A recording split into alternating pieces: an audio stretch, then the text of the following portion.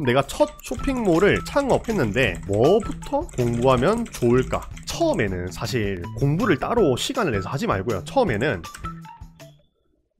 그리고 그런 거 질문 많이 주시던데. 세금 폭탄 때문에 망했습니다. 초보 쇼핑몰 세무 완전 정복. 뭐 제가 세무사는 아니니까 뭐 이거에 대해서 엄청나게 이제 딥하게 말씀을 드리기는 좀 힘들겠습니다만은 그래도 경험한 게 있잖아요. 그 경험을 토대로 한번 말씀드려보려고 합니다. 초반에 이 세무 이런 것들이 왜 어렵냐면은 누가 알려주지 않아서, 그리고 유튜브 영상들만 보고 공부를 하면은 잘못된 정보들이 많아서 이게 헷갈립니다. 그죠? 요런 것들 때문에 이제 문제가 되거든요. 그래서 저는 추천드리는 게, 일단은 대표님들께서 세무사를 좀 잘 만나야 돼요. 세무사가 연락이 소통도 좀 빠르고, 그 세무사가 쇼핑몰에 특화된, 그러니까 쇼핑몰 업들을 좀 많이 다뤄봤던 세무사여야 됩니다. 일반 세무사분들은 뭐 매출 누락을 할 수도 있고요. 좀 그런 문제가 있습니다. 그래서 그런 세무사가 필요하시다면은 저희 월천트리 가입하시면은 제가 소개를 해드릴 수 있고요. 그걸 떠나서 내가 첫 쇼핑몰을 창업했는데 뭐부터 공부하면 좋을까? 인데 처음에는 사실 공부를 따로 시간을 내서 하지 말고요. 처음에는 무조건 매출 올리는 데만 신경 쓰세요. 이렇게 좀 말씀을 드릴게요. 왜냐면 처음에 이제 쇼핑몰 오픈하게 되면은 이 세무적인 거를 막 공부하려고 시간 할애를 하고 막 그렇게 하거든요. 근데 제가 해보니까 초반에 간이가세자일 때 있잖아요. 이때는 세금 신경 쓸 필요가 없습니다. 이때는 무조건 매출 올리는 것에만 신경 써주시면 됩니다. 막 그런 거 있거든요. 간이가세자 때부터 세금 계산서를 발행받아야 되고, 안 받으면은 뭐 세금 폭탄 받고 막 이런 말들이 있어요. 근데 제가 경험해보니까 그렇지 않아요. 세금계산서는 발행을 간이가세자 때는 받는 것보다 그냥 가산세를 내는 게 더 유리합니다. 그래서 일단은 지금 매출 올리는 데만 신경 써주시고, 내 매출이 만약에 월 매출이 1000만 원을 넘겼다 그러면 이때는 무조건 상담을 한번 받아보셔야 합니다. 내가 일반으로 바뀌는 타이밍이 언제인지 이런 것들을 한번 세무사님과 한번 상담을 해보시고, 일반으로 바뀌는 타이밍에 맞춰서 세금계산서를 발행을 받으시면 돼요. 근데 그런 거 있어요. 도매처들 중에 법인 계좌로 이제 입금을 받는 도매처들이 있잖아요. 이런 경우는 그쪽에서 세금계산서를 발행해야 되기 때문에 부가세를 납부를 해야 되겠지만은, 그게 아니라면은 우리 동대문은 어떤 시스템이 있어요? 대납이라는 시스템이 있잖아요. 그래서 대납을 해가지고 부가세를 안 내고 일단 처음에는 진행을 하셔도 됩니다. 처음 간이가세자 기간 동안에는. 그죠? 그렇게 진행하시다가 이제 이후에는 상담 받아보시고 진행을 하시고요. 그 다음에 처음에 이제 사업자 등록증을 낼 때, 지방이라면은 당연히 지방에서 내시면 됩니다. 굳이 이제 사업한다고 서울 와가지고 서울에서 사업자 내지 마시고요. 내가 지금 지방에 살고 있으면 지방에서 내시면 돼요. 네, 이런 것들은 너무 좀 기본적인 정보라서 좀 넘어갈게요. 하고 서울에서 하시는 분들은 어쩔 수 없이 서울에서 내야 돼요. 그러면 이제 한 50% 정도 감면을 받거든요. 이런 것들도 이제 매출이 어느 정도 달성이 되면은 세무사님과 상담을 받아보시기 바랍니다. 그러고 나서 이제 일반이 되면은 월 말마다 계산서를 발행 받으셔야 하는데, 요것도 이제 질문을 많이 주시더라고요. 동대문에서 이제 처음으로 계산서를 발급받으려고 하는데 이제 어떤 식으로 발급받아야 되는지 모르겠다, 이런 질문을 많이 주셔가지고 추가적으로 좀 설명을 해보도록 하겠습니다. 원리는 간단해요. 지금 대표님들이 신상마켓에서 보는 가격은 부가세가 포함되지 않은 가격이에요. 그렇기 때문에 부가세를 납부를 해야 계산서를 발행받을 수가 있어요. 원리는 그래요. 그래서 어떤 식으로 하냐면, 예를 들어서 2월달로 가정하면 2월 1일부터 2월 28일까지 A라는 도매처에서 얼마를 거래했는지 물어봅니다. 이거를 이제 일일이 다 체크를 하셔도 되는데, 체크를 못해도 괜찮습니다. 업체한테 물어보면 돼요. 그래서 물어볼 때 이렇게 물어봅니다. 안녕하세요,